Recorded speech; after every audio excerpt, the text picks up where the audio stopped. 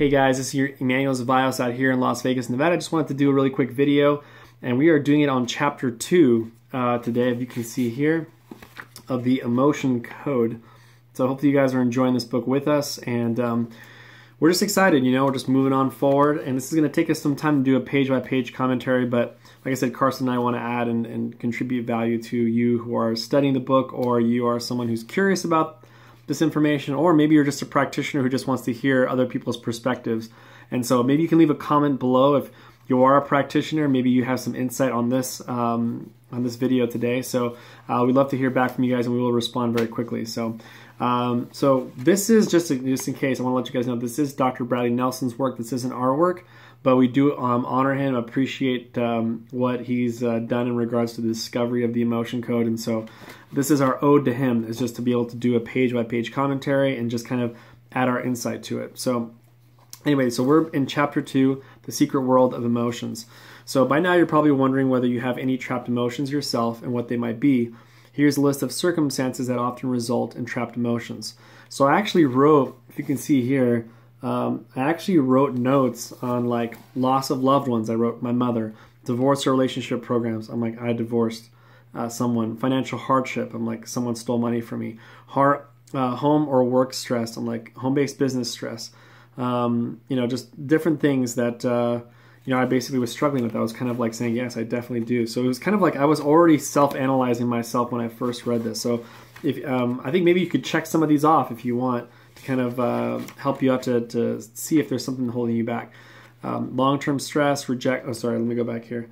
Miscarriage or abortion, physical trauma, physical or emotional combat, physical, mental, verbal, or sexual abuse, negative self-talk, negative beliefs about yourself or others, long-term stress, rejection, physical illness, feelings of inferiority, internalization of feelings, and neglect or abandonment. The list is by no means all-inclusive. The only way to know whether you have trapped emotions is to ask the subconscious mind. This can be done quite easily, but first, a little explanation is in order. Conscious versus subconscious. First, let's discuss the difference between the conscious and the subconscious mind. Here's a simple way to look at it. It has been said that many times that we humans use only about 10% of our brain. So they always use the iceberg, you know, the tip of the iceberg.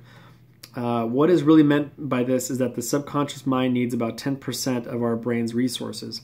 In other words, thinking, moving about, making choices, planning, seeing, hearing, tasting, touching, and smelling are all conscious activities and taking up 10% of the processing power of our brain. If this is true, what's the other 90% of the brain doing? If the conscious mind takes up 10% of your brain, we can refer to the other 90% as the subconscious mind. The silent and unconscious majority of the brain is constantly busy storing information and keeping your body systems running efficiently. It is also important to understand that the subconscious mind exerts an unseen yet profound influence over the things we do and how we behave and feel. Most people give little thought to their subconscious minds, but imagine for a moment having to take over the functions that your subconscious mind performs.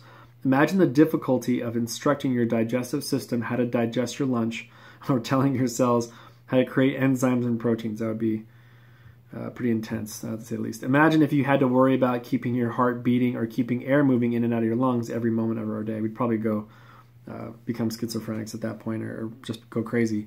And you think you have a full schedule now. Like a computer, your subconscious mind is capable of storing vast amounts of information. And it's interesting, when I saw this part here, it reminded me of my friend who he had an accident in the bathroom. Basically, he fell down and got hurt, and he had what they call an NDE, which is a near-death experience. And it's interesting that he said that as soon as he blacked out or he went unconscious, that he says everything started flashing before his eyes. And I feel like that this is this computer that basically, like, he was able to see the hardware of his computer is basically everything that was happening in his life. It's not like it was happening again, but just that he was able to review it. That the fact that people do have those near-death experiences shows that something is being stored. You know, these weren't made up new things. It wasn't like a vision of the future. It was something of the past, all the things that they've happened. And he said he remembered even comments that he made of people, and he said that he felt bad, that he regretted saying that comment to someone and that it hurt him. He actually said, he's like, I remember like think something happened way back when I was like very young, at like 15 years old.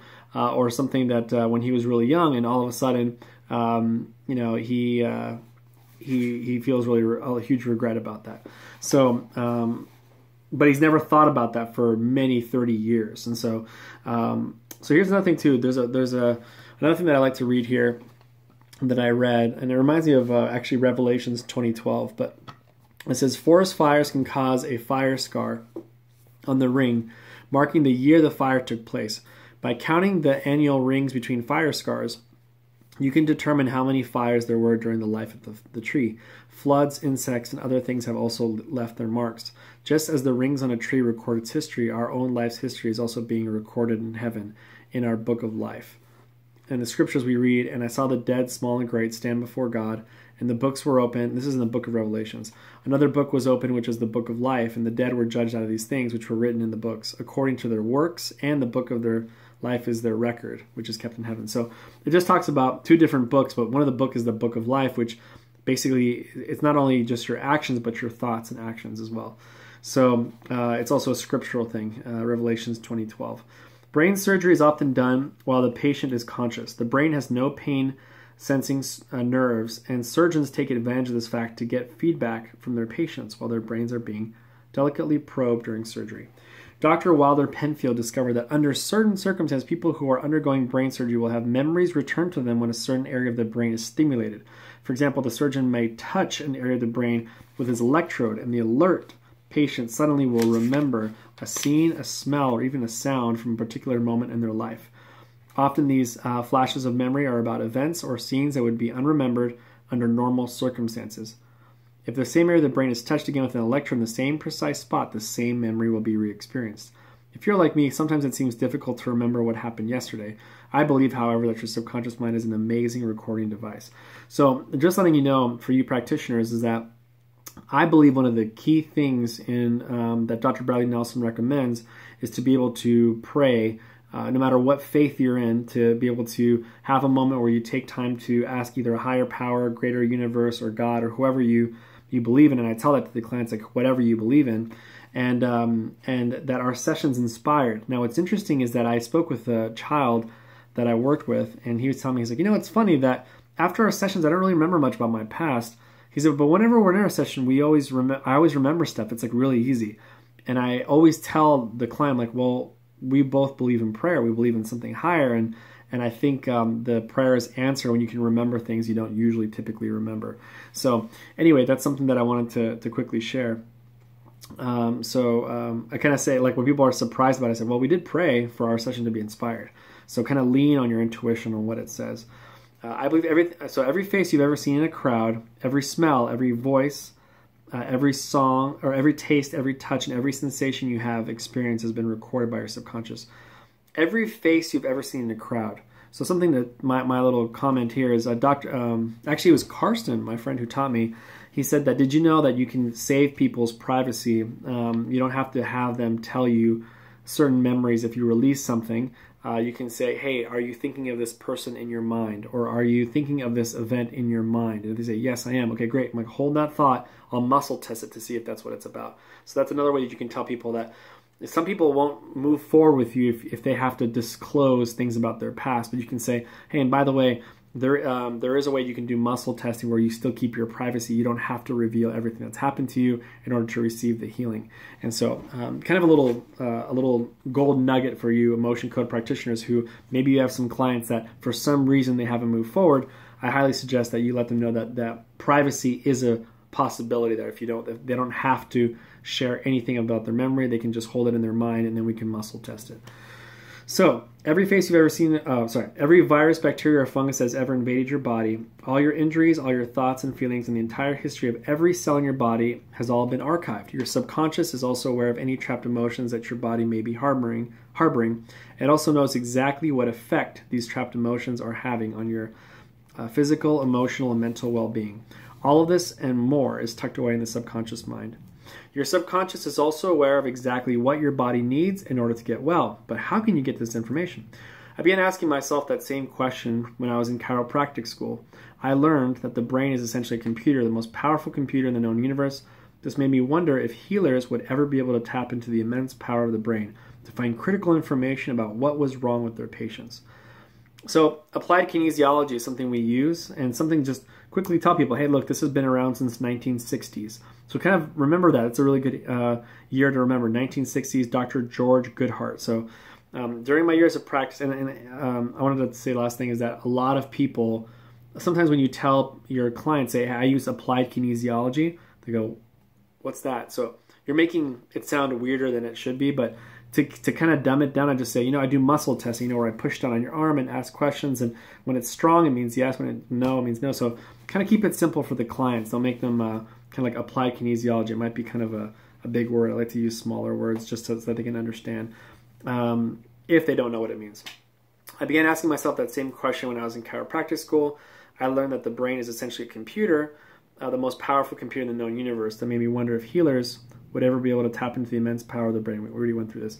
During my years of practice, I learned that it is actually possible to retrieve information from the subconscious using a form of kinesiology or muscle testing. First developed by Dr. George Goodheart in the 1960s as a way to correct structural imbalance in the skeleton, muscle testing is now widely accepted. While many physicians worldwide use muscle testing procedures to correct spinal misalignments and other imbalances, the fact that muscle testing can be used to get information directly from the subconscious mind is less recognized. Talking to the body. So this is the last two things here. The ability to open to a line of communication with a patient's subconscious mind through muscle testing became a powerful tool for me. It enabled me to know what a patient needed in order to get well as quickly as possible. I came to trust the body's wisdom implicitly and to have great faith in the body's innate ability to communicate that wisdom to me through muscle testing. Many years of teaching seminars to both lay people and doctors taught me that anyone can do it.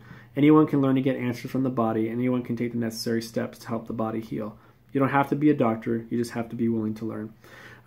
I've been driven for many years to share this marvelous knowledge with the world. It took much prayer and effort to refine and simplify the emotion code, and now it is simple enough that anyone can learn it. You will soon have all the knowledge you need to begin by using this method on yourself to remove trapped emotional energy from your body. So this book was actually made so you can remove it from yourself. I know one of the main concerns that people have is that, if you can, number one is when I first started muscle testing, it was really difficult for me. Dr. Body Nelson also talks about how his fingers used to hurt after a few years because he would do it so hard. He didn't have finesse in it. And so we started talking about different tests here, muscle testing, but the first thing it talks about negative versus positive stimuli, but we're going to end right there where it says negative versus positive stimuli. But I'm excited to keep reading this book with you. Dr. Body Nelson has done an amazing work with this book, and Carston will be starting at negative versus positive stimuli on page 32. So we look forward to seeing you again. Make sure to subscribe and feel free to leave any comments below. Take care.